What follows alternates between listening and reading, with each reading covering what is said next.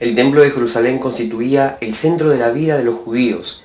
En el año 70 después de Cristo, las legiones romanas mandadas por Tito destruyen Jerusalén y su templo. Este es el fin de la nación judía y el comienzo de la diáspora de los hebreos.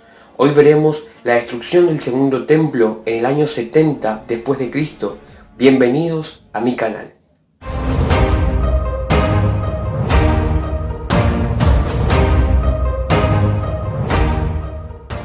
El primer templo fue construido por el rey Salomón para sustituir al tabernáculo como único centro de culto para el pueblo judío. Pero este fue saqueado y destruido por los babilonios durante el segundo asedio de Nabucodonosor a Jerusalén en el año 587 a.C. Después de su destrucción por Nabucodonosor y a la vuelta del destierro de Babilonia, los judíos construyen un segundo templo que fue completado en el año 515 a.C. y consagrado por Zorobabel. Tras las incursiones paganas de los Seleucidas, fue vuelto a consagrar por Judas Macabeo en el año 165 a.C. Con la llegada de Herodes el Grande al trono de Judea en el año 40 a.C., Jerusalén se transforma en una ciudad de palacios y edificios al estilo romano. Herodes engrandece el templo y construye una grandiosa explanada, objeto de admiración de todo el mundo antiguo.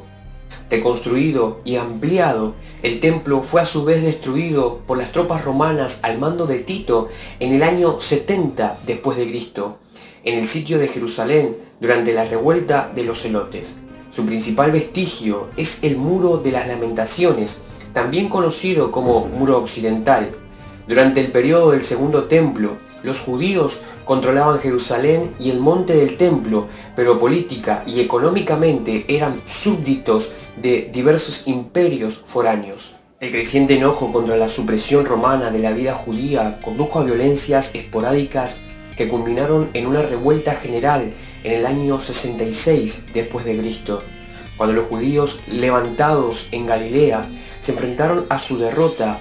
En los primeros años de las revueltas, sus líderes, decididos a oponerse a los romanos, huyeron a Jerusalén, donde muchos de los rebeldes, los conocidos como celotes, hicieron sus últimos esfuerzos para evitar la destrucción del templo. Durante esa época, en el 69 después de Cristo, también había luchas de poder en Roma y el comandante de las fuerzas romanas en Israel, Vespasiano, parte urgentemente de Tierra Santa hacia Roma para reclamar el trono de su imperio, dejando a su hijo Tito responsable de la captura de Jerusalén. Mientras que su padre había sitiado la ciudad pacientemente durante casi 2 años, Tito quería demostrar su valía y decidió tomar la ciudad. A través del esclavo judío e historiador romano Flavio Josefo, hizo varios intentos de negociaciones con los líderes rebeldes judíos, pero los líderes celotes, decididos a defender el templo y a la ciudad santa, se negaron a hacer concesión alguna. Esta posición de los celotes provocó un importante y sangriento conflicto entre los judíos de Jerusalén, muchos de los cuales, especialmente los más adinerados, acaso presintiendo la destrucción, querían negociar algún tipo de rendición. En el año 70 después de Cristo, Vespasiano derrota a los judíos rebelados, destruye totalmente Jerusalén.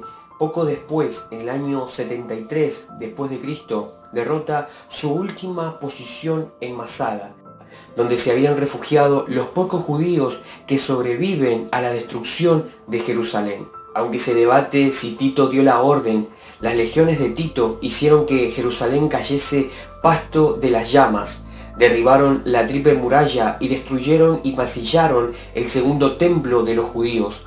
Flavio Josefo dice que los soldados romanos, contra las órdenes de Tito, prendieron fuego una casa adyacente al templo y sus llamas se extendieron rápidamente hasta acabar con este.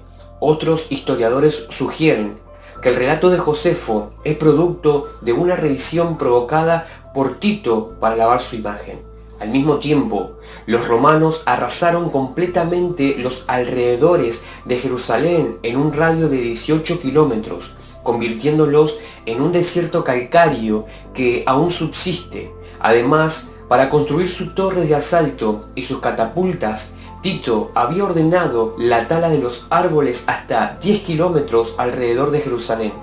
Escribe Flavio Josefo y cito: verdaderamente, el mismo panorama era algo melancólico, pues los lugares que estaban adornados con árboles y agradables jardines ahora se habían vuelto en campo desolado en todas las facetas.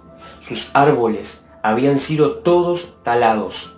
Ningún forastero que antes hubiera visto Judea y los más bellos suburbios de la ciudad y ahora la viera como un desierto, podría sino lamentar y afligirse tristemente ante cambio tan grande. La destrucción total de Jerusalén y el del segundo templo fue catastrófica para el pueblo judío, según Flavio Josefo, historiador judío del que estaremos hablando en otro video. Cientos de miles de judíos perecieron en el asedio a Jerusalén y en distintas partes del país, y muchos miles fueron vendidos como esclavos. Los judíos conmemoran anualmente la destrucción del segundo templo. Lastimosamente, el pueblo sufrió diferentes destrucciones y conquistas. 200 años más tarde, la piadosa emperatriz Helena llegó desde Bizancio para buscar los lugares santos, logrando hallar el santo sepulcro de Jesucristo. Desde ese instante, Jerusalén se convirtió en un juguete de la historia. En el año 614 fue destruida por los persas. En el año 637 conquistada por el califa Omar. En el 1072 por los seleucidas. En 1099 por los cruzados cristianos. En el año 1187 el sultán Saladino volvió a arrebatar la ciudad a los caballeros francos. En el 1617 asaltaron sus muros turcos osmaníes. En 1917 entró en la ciudad el ejército inglés. En 1948 Jordania e Israel luchan denodadamente por la posesión de la ciudad santa. Finalmente, desde 1967, la ciudad reunificada es la capital de Israel. Si te ha gustado este resumen de la destrucción del templo en el año 70, te pido que lo compartas, les des like y puedas escribir en los comentarios qué temas te gustaría que estemos tratando. Este canal se llama Hacer, Palabras y Hechos.